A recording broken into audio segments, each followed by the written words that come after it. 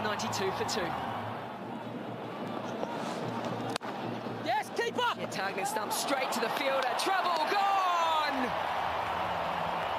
So that excitement about getting up and down the wicket has been their undoing. Calmness from Australia. They've picked up their third. Look at that, maybe just a little bit to the left of the Yes, fielder. keeper! That's it. And to his throwing side as well. No problem. Nice flat throw. And you can look at the sky as much as you can. So he is gone, run out. Nissanka for 40, 97 for 3. On the pads, flicked away nicely.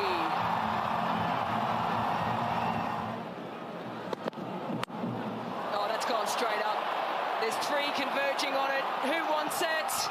Yeah, good calling, great communication from the Australians.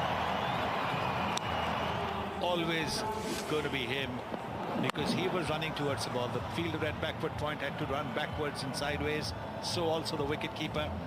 Cummins was the one who was coming towards the ball, forward towards the ball. So Rajapaksa, after a brief innings of 7, is gone, 106 for 4. High ball, really tough one to catch. It's so high, it's Matthew Wade standing underneath it. Gets there in the end, Maxwell with the wicket. And Australia's starting to roll. Brilliant catch. It took an age for it to come down, and it's not easy here. With the lights, the ring of fire, as you'd say, when it gets into a stadium like this, it's swirling around. Maxwell pulled out. Wade said, I'm having it. That's a brilliant catch and a crucial one, because Dasun Shanaka can do a lot of damage. The batsman dismissed for 3, 111 for 5. Throws everything at it, Asalanka. Wow, the fielder had about 4 metres to move and got nowhere near it. Pure power.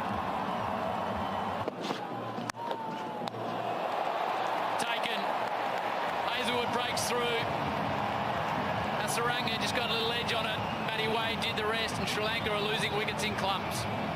We just mentioned the 2 backward off square on the off. Square leg, fine leg, Hasaranga trying to hit top of mid wicket or mid on all the time. But that's where the gap is. That's why he's giving himself room. But Hazelwood watching him, following him with the shorter ones, and then the fuller one which gets the edge. So that's good bowling from Hazelwood. It's not only the execution of the delivery, but the feel too. Hasaranga disappoints. He just gets the 1 run. It's 120 for 6. Back live to Karunaratne, takes on the short ball and hits it pretty well into the gap. Well, to answer your question, thought 130, but now I'll go to 140 with 2 remaining. 126 for 6. Tugged around the corner and done well. 4 more. Asalanka strikes it really well. Just stands there and watch it sail into the stand. Just hitting through the line. When you swing off your feet, you're going to be slicing it and not timing it at all. This is what you need to do. Just hit through the line. Karunaratne again. Beats the field. Sri Lankan fans on their feet, and it's a late flurry. 20 from the last. They're pumping their fist in the middle. They're dancing in the stands. 46 from the last 4, and Sri Lanka have got a good total on the board. Something to bowl at. That's what they have. Well, some strange goings on here at the MCG. The match has been abandoned between England and Australia without a ball being bowled. These lads have been waiting patiently. I did say you could come on TV if you're a bit quiet. Come on, lads. But the crowd here at the MCG haven't been told. Nothing's flashed on up the screen.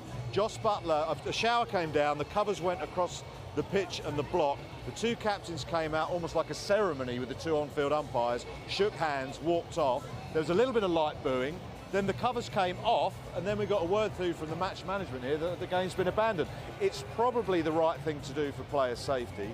But when these people who have paid a lot of money finally realise they're not going to see a ball being bowled, it just hasn't been communicated with them very well. No, not well enough at all. And again, we stand here for the last 2 hours like everybody else, the kids, all of the families that have come in tonight to watch a really good game of cricket, and the officials have given them a false hope, in my opinion.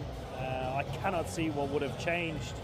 I think, yes, common sense has prevailed and we've finally got to the right decision, but it's left a little bit of a sour taste. We were really. living in hope, and you can understand them trying to do their best, and there would have been, I'm sure, many emails, WhatsApp calls from ICC towers in Dubai to the match referees, the match officials, trying to communicate what's going on. I'm sure the match officials were saying, look, this is very dodgy, it's unfit, it's dangerous.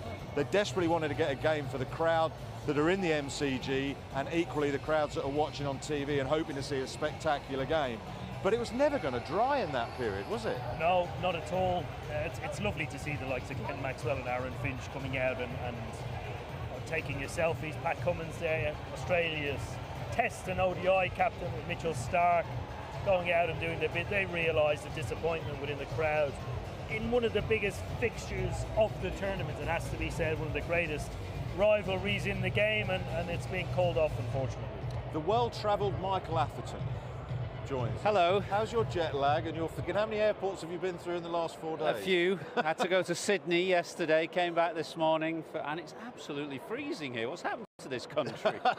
I mean, all these vitamin D starved Englishmen coming over here for a bit of sunshine. And You got some sunshine yesterday at the Sydney Cricket it was Ground, didn't you? very pleasant actually in the evening, and that was a nice day to be there for the India-Netherlands game. Hugely disappointing here.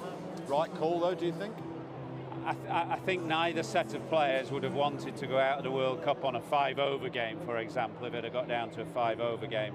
It's obviously hugely disappointing for everybody who's come and bought tickets here tonight. I mean, I think if the players would have felt they were getting maybe a 10 or a 15-over game, fair enough. But a 5-over game for the losers to go out, that would have been hard to take, I think. Do you think it gave the crowd a bit of false hope? It was obviously not going to dry, and Aleem Dar, who's the senior umpire, has been there since they've done it. Clearly unhappy with I hadn't been out there, It's but really I was watching wet. Aleem Really wet. stomping around, and I got the sense that he didn't think it was fit to play. Well, one thing it does, it means that both Australia and England remain in the World Cup. Well, yeah, it's neither done them harm